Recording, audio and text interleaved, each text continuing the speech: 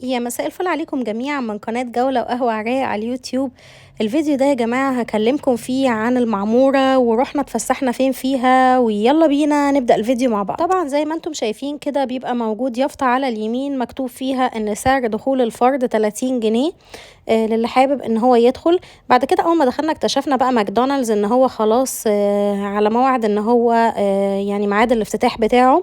بعد كده بقى دخلنا المعمورة والأيام الجميلة بقى بتاعت زمان كده، افتكرنا بقى وحنينا بقى للماضي الجميل.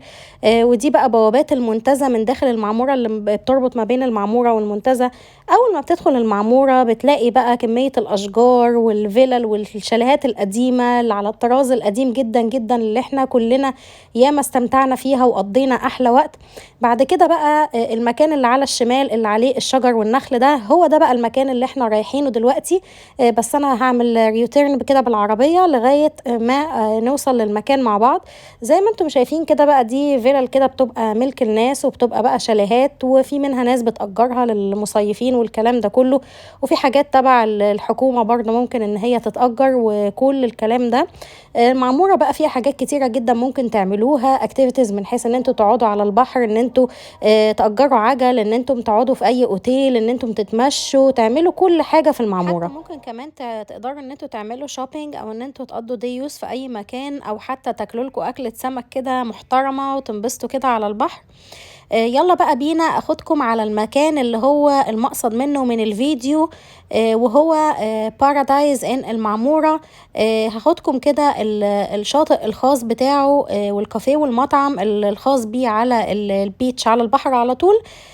وفي نفس الوقت كمان لو انت مش من رواد الاوتيل تقدر عادي ان انت تحجز دخول يعني انترانس للمكان ده، للكافيه والريستورانت ده، من عن طريق ان انت تكلمهم في التليفون او من عن طريق المين سايت بتاعهم. وطبعا انا يعني كنت كلمتكم عن سلسلة الاوتيلات دي قبل كده، كنت عملت فيديو برضو في اسكندرية عن بارادايس ان بتاع لمتروبول الموجود في محطة الرمل. هسيب لكم اللينك بتاعه برضو في صندوق الوصف لو عايزين ان انتم تطلعوا على الفيديو ده، لانه بجد اللي مش هيتفرج عليه هيفوتوا كتير جدا.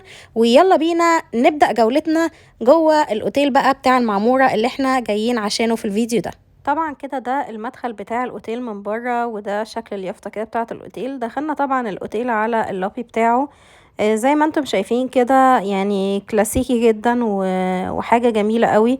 وموجود كده فيه زي مدرج، تقدر ان انت مثلا كافيه اهو على الشمال او بار تقدر ان انت تقعد عليه تاخد فريش جوس، تاخد مثلا اي مشروب انت عايزه. والدور التاني برضو كده يعني بيستخدموه في الافراح والحاجات دي كلها، بينزلوا كده من عليها العريس والعروسة. ودي برضو قاعة افراح كده موجودة اندور بالشكل اللي انتم شايفينه ده. هفرجكم برضو عليها دلوقتي. اللي بيميز القاعة دي عن اي قاعة تانية ان هي فيها فاونتن كده او نافورة، او زي ليك كده. وبعد كده بنطلع بقى على الاوت دور، بتلاقوا بقى منظر البول كده، والاوتيل كله بيبان قدامكم بالشكل الجميل اللي انتم شايفينه ده. وكل بقى الاوتيل الروم، سواء مثلا دور ارضي دور اول علوي، الكلام ده كله برضو تقدروا ان انتم تشوفوها. بيبقى عبارة عن كده زي دايرة كده فيها البول بتاع الاطفال والبول بتاع الكبار، ودي شكل الرومز كده من بره. بصراحة يعني مريح جدا للأعصاب، وأنا بحب المكان ده جدا. كلاسي قوي وهادي وجميل.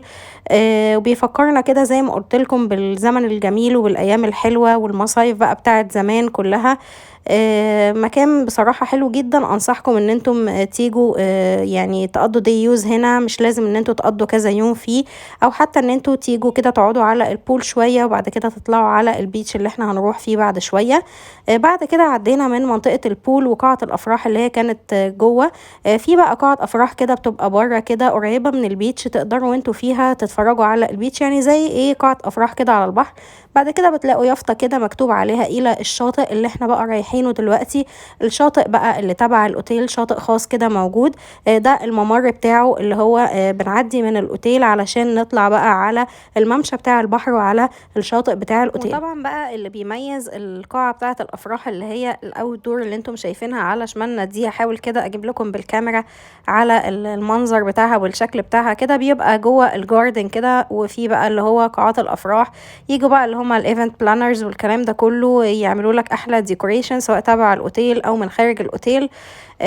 وبرضه بتبقى شايف البحر، وبيبقى فيه بقى طبعا اوبن بوفيه والحاجات دي كلها بتبقى موجودة هناك. وده طبعا على الشمال بيبقى زي باث رومز كده علشان خاطر مثلا لو اي حد من البيتش عايز يستخدمه. وده السلالم دي بتبقى زي دورين كده تبع القاعة بتاعة الافراح. كده بقى احنا خلاص خارجين من الباب اللي هو لونه ابيض ده كده. ده بقى الممشى بتاع المعمورة كله اللي على البحر شامل كامل كله بقى عليه الكافيهات والمطاعم والفلل والشاليهات والكلام ده كله. ده بقى الشاطئ البيتش الخاص البرايفت بيتش بتاع الاوتيل. زي ما انتم شايفين بالشكل ده بقى بتلاقوا البيتش في وشكم، بتلاقوا بقى الشيزلونجات والحاجات دي كلها، وبتلاقوا بقى الشماسي. يعني كل الكلام ده خاص بالبيتش نفسه. طبعا انا هفرجكم عليه بعد كده. بقى نطلع على المطعم والكافيه اللي احنا عاملين مخصوص عشانه الفيديو ده. طبعا مش محتاجة اقول لكم على الجمال والمنظر، انتم شايفينه بقى بنفسكم تحكموا وتشوفوا الجمال عامل ازاي والروعة. تقدروا بقى ان انتوا تحجزوا دي يوز على البيج، تقدروا ان انتوا بقى تستخدموا اصلا لو انتم من رواد الفندق تستخدموه برضو. حتى لو انتوا برضو من المطعم او الكافيه حاجزين يوم او حاجة، تقدروا ان انتوا برضو تستعملوا البيتش كده، تنزلوا تاخدوا لكم جولة يعني من الاخر. بس طبعا مش هتقدروا ان انتوا تنزلوا البحر وتستعملوا الشماسي والكلام ده كله. ده بقى المطعم والكافيه اللي احنا جايين نقضي اليوم فيه وناخدكم معانا الجولة فيه. طبعا المكان ده اسمه فلامينجو بيتش، اللي هو شاطئ الفلامينجو.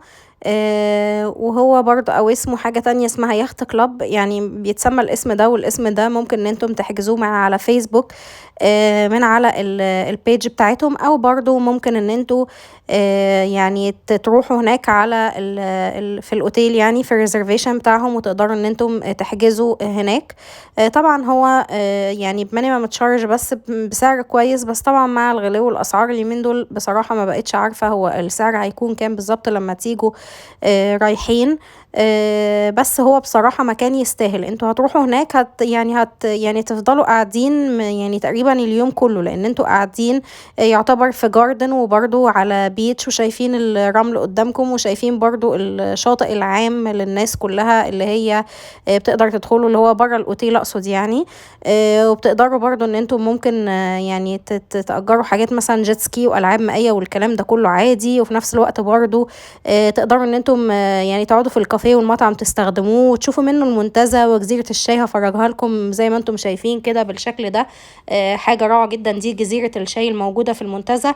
ففي اكتيفيتيز كتير تقدروا تعملوها، وتتفرجوا على الغروب وتستنوا بقى الجو لما يليل عليكم. ففي اكتيفيتيز كتير تقدروا تعملوها هناك. فرجكم بقى كمان بالمناسبة على القصر الرئاسي الموجود في المعمورة اللي هو لونه ازرق كده او سماوي هناك اهو بعيد كده. طبعا ده اللي احنا طلبناه، ده شكل الاكل الموجود هناك. طبعا مش محتاجه اقول لكم عن شكل التقديم ولا الطعم عامل ازاي. يعني بصراحه انا الريت بتاعي للاكل والجوده والتقديم والسعر كمان على فكره بالنسبه للمكان اديله يعني 9/10 كله ككل. وكده الجو ليل علينا. اتمنى يكون الفيديو عجبكم. ما تنسوش تعملوا لايك وكومنت وتشيروا الفيديو في كل مكان وتدعموني ان انا استمر. ميرسي جدا ليكم. اشوفكم فيديوهات تانية كتير. باي باي.